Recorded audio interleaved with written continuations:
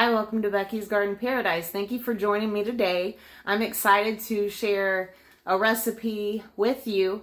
So it's a frugal recipe and it's great for when you have get-togethers, football Sundays, or if you're looking for another way to use your canned tuna. So what I'm going to be sharing with you today is my recipe and how to make tuna empanadas. So you can find these empanada pastries in the grocery store. So check your area if you have a section in the frozen foods aisle for Goya products. They usually have all of their Goya items together in the same section. And these are the large 6-inch discs. You can get smaller discs to make like miniature mini empanadas, empanadillas, if I could say it right. So anyway, this is popular in Latin America. You may have had them before at a festival or a restaurant, but this is a great thing to make for your family and friends. So most people think of empanadas with the beef. Sometimes the festivals will have chicken or even pizza empanadas, but I'm going to be sharing how to make them with tuna, which is the first way that I was taught to make empanadas from my very best friend, Vanessa. So stay tuned for the full recipe. So this is going to be using 5 cans of tuna drained and 1 10-pack of the large empanada pastries. So I'm going to show you how to do it. So the first step to making the empanadas is to saute your onions and peppers. And then I'm going to add a couple tablespoons of tomato sauce and saute that. I've already added a little bit of salt. The peppers are a mix of shishito peppers and jalapenos from my garden. The onions also homegrown from here in my garden. And I opened up 5 cans of tuna in water and I put that in a strainer. I'll show you guys. And I strained out as much of the water as I can. And then I have the Goya sofrito. I got tomato sauce. I have sazon. Gonna add some black pepper. Alright, so I added the 2 tablespoons of tomato sauce and a tablespoon of the sofrito. Well, it's recado. Not sure about the pronunciation on that. And I sauteed it for a minute, and now I'm going to go ahead and add the tuna, the drained tuna. So here we go. Try to do it carefully. There we go. Alright. And now I'm going to mix this in. Let's see how it goes with one hand. So I'm going to go ahead and add some black pepper and the Goya sazon and a little bit of garlic powder. And then I'll go ahead and mix everything together. Let me go do that real quick. This is what the tuna filling looks like. So you want to make sure it's not watery, but you also don't want it to be dried out. And so I added just about a half a teaspoon of salt to the onions and peppers when I was sauteing them. And then once I added that tuna, I went ahead and added the 1 packet of Goya sazon along with some black pepper and some garlic powder. If you want to add adobo, you can add adobo. And a lot of empanadas usually have olives in them. I usually do add olives, but since my son is going to be the main one eating them and he's not a big fan of olives, I left those out. So now I'm going to let it cool for a little bit, and then I'll start filling the empanada pastries. While heating up, the tuna filling has cooled down a little bit, so you don't want to overfill the empanada. You just want to put like a couple tablespoons of filling in the pastry, and these are the large size Goya empanada discs. I'll show you guys what they look like. You can get these in the frozen section in the grocery store. They usually have all the Goya products together in the same section.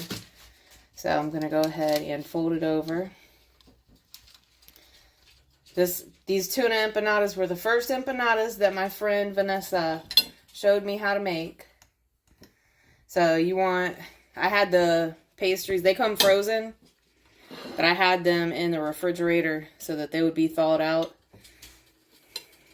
It's really like, reminds me of pie crust. The density and texture of it. So use the fork and your thumb to press the edges all the way around. And then you turn it over and do the same thing. And so I'm going to keep stuffing these while the oil is heating up. And then once the oil is hot, I'll start frying them. They fry really quick. They only take like a minute on each side. So you got to watch them. Can't leave them. And you want to make sure you crimp both sides and that your dough is soft enough for you to press so that it seals it all the way around so your filling doesn't come out. I'll show you one more. So if you're new, I was using the big spoon. But if you're new to it,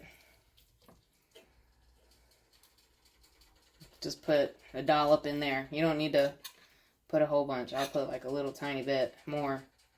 Because again, you don't want to overfill it and have the filling coming out through the edges when you're trying to crimp it. And you don't want it to be too full to where it comes open while you're frying it.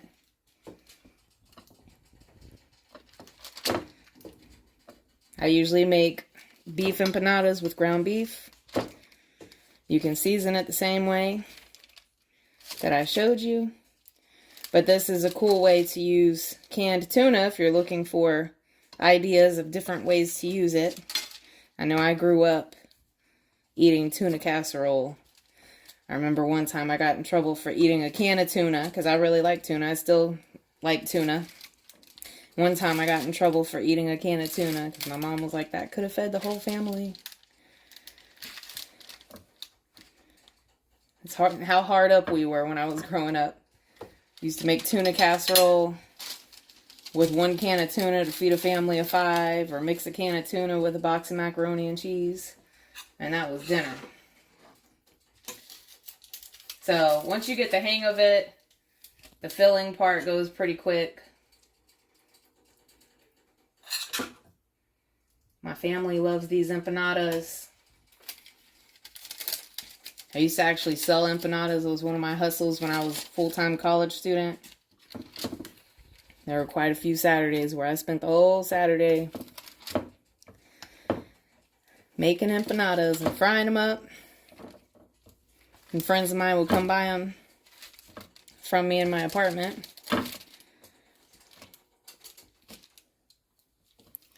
Alright.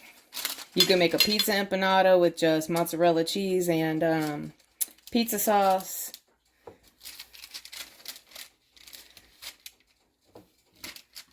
You can make a cheese empanada with just some sliced cheese in it. My family up in Ohio loves for me to make them beef empanadas with cheese in them. So I make those specially for them. I normally don't put cheese in with my beef empanadas, but I do it due to their request.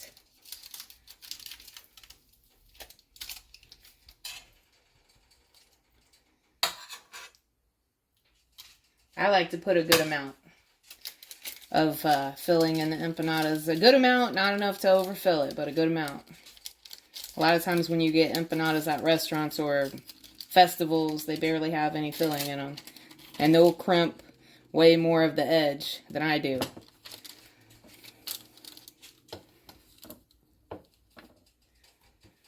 So hopefully you guys can see how I'm doing it.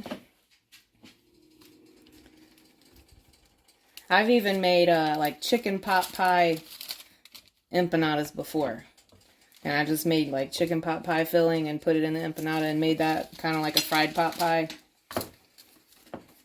Hand pie. You can make these with fruit too if you wanted to get some pie filling and make them into a dessert. Now all I gotta do is fry them up. So I'll show you what they look like once they're fried. Alright, so once you follow the recipe, you'll have your very own tuna empanadas. So again, I made these for my son, and he doesn't care for olives, so I omitted the olives. But if you like olives, definitely add green olives to your empanada filling. You can even chop them up or slice them up, or you could throw them in there whole, but they really give it a nice bite, a nice flavor with the green olives and your filling. But he approves. He's already eaten a couple of them. I ate one of them, so they're really good. If you'd like me to share my recipe for beef empanadas and actually show you how to fry them, let me know in the comments, and I'll definitely be sure to share a video of that with you guys. So as always, thank you again for joining me. Thank you for watching. If you like this video, please give me a thumbs up. If you know anyone who would like this recipe, please share it with them. And if you haven't subscribed yet, please go ahead and do so. I look forward to seeing you again soon here at Becky's Garden Paradise.